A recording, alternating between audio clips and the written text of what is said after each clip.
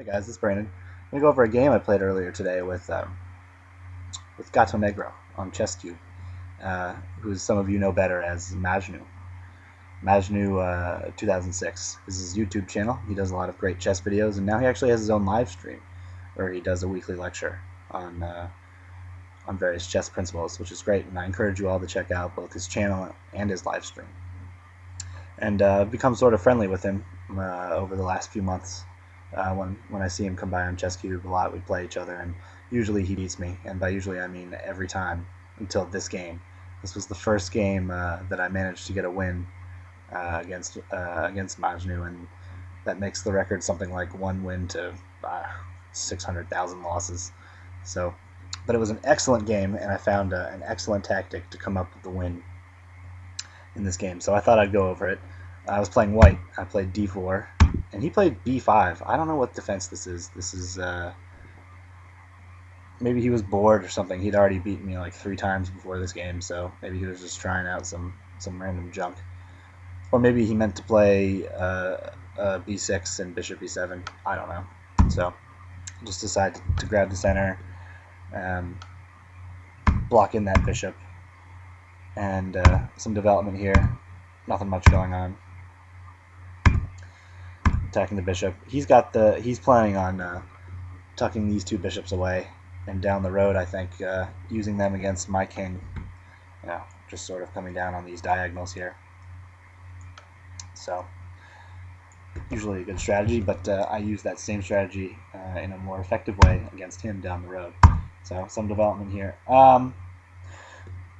Maybe knight c3 for me wasn't the best option, since I'm going to be developing the fianchetto bishop on the fianchetto diagonal. I think maybe knight to d2 would have been better, so it doesn't block in my c pawn. But in any case, knight f6, bishop to development, so castling, just some development here. Now he decides to break in the center. Oh, although I guess I needed to defend the d5 pawn, so knight d2 wouldn't have done that, so that's good. So now I have 1 bishop eyeing the g7 square very dangerously on a completely open diagonal here. I mean, there's sort of nothing going on in the center, and this bishop is just completely open. So he plays rook e8, just pinning this bishop and getting his rook on a semi-open file. Just get out of the pin. I suppose this move was in order to prevent me from playing d6 myself. So I decided to break open queenside a little bit and get my bishop in, also defending the d5 pawn. So develops the knight. Now I've got the queen on an open diagonal coming here. Maybe with ideas in the future of setting up just a sort of a caveman battery with the bishop and the queen here on h7 or on g7. So it's just a very open position against his king, and my position is not quite as open, although it could be. You could say it could be open at some point. So now he plays knight f6, actually attacking the pawn twice, and I didn't really notice it because it's Blitz games and sometimes you miss things, or at least I do, which is probably why I'm not very good. But I just wanted to challenge his rook on the open e file. So rook after e1, and he blundered here completely.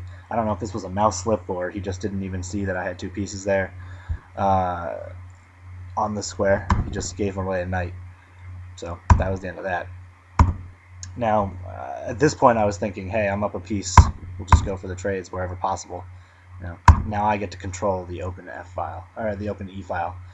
He can't get his rook out here to challenge it because it's blocked in by the bishop. And as we'll see, he doesn't really have time to ever get those pieces into the game, which becomes detrimental to him later. So bishop out here, attacking the h7 pawn, and I think here he plays a mistake. He plays g6 to defend the pawn. I think when I went over it with Houdini and in the game, I thought that it would probably be better for him just to play h6 so that the bishop doesn't really have anything to go after on that square, and preventing a knight from coming into g5. I think with my bishop along this diagonal here, you're asking for a bruising on the dark squares, like these squares in here, especially considering his bishop is sitting all the way over here and not really easily able to get back into the defense of the piece of the dark squares. So now it's simple. I've set up a mate threat here with the queen and bishop coming into h8. Obviously, you can't come into h7 here. And the only move, I think, his only move to prevent mate is f6.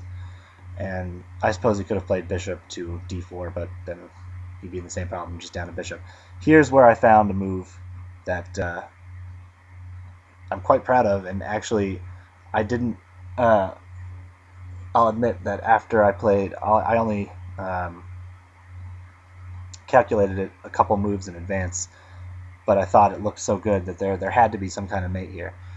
And I'll add that when I ran this game through by Fritz, it took Fritz almost 6 full seconds of calculation to find the move that I played and decide that it was in fact the best move.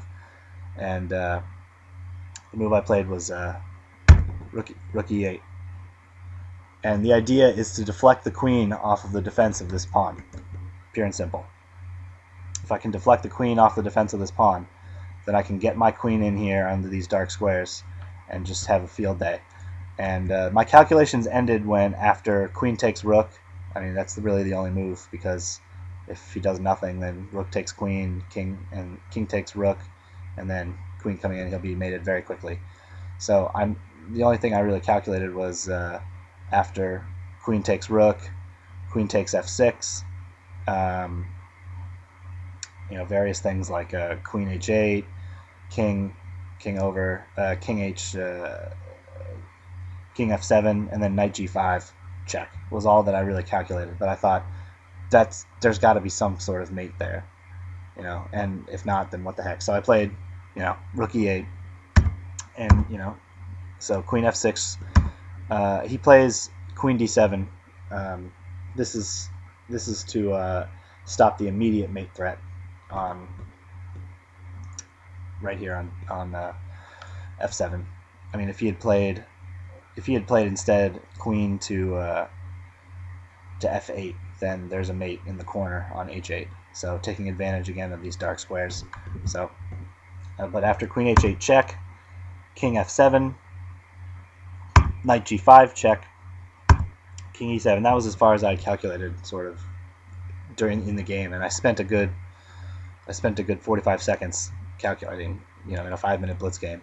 But I thought at this point there must be something, and there was. I actually missed a mate in one. Right here, I had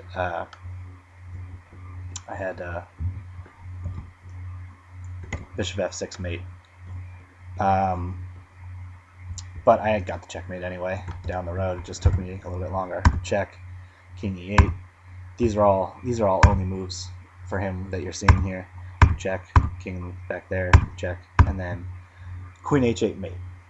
So a game that just sort of demonstrates the power of the bishops strafing the king side on the open king, and just a game that I somehow found a great tactic to deflect the queen from the defense of the f6 pawn with the rook h8, and that was made with rook e8, and that was made possible by the fact that this bishop was blocking this rook from the defense of the e8 square. So of course this wouldn't have worked, and it would have been much more difficult to do so if that wasn't the case. So it was a fun game, and it was my first win over Majnu. I think we played 7 games, and this is my only win. I think he won 6-1 on our matches today. So hopefully in the future I can come up with more games like this. So again, check out his channel on YouTube. It's Majnu2006, and his live stream is, I think, Majnu2006. It's like livestream.com/users Majnu2006.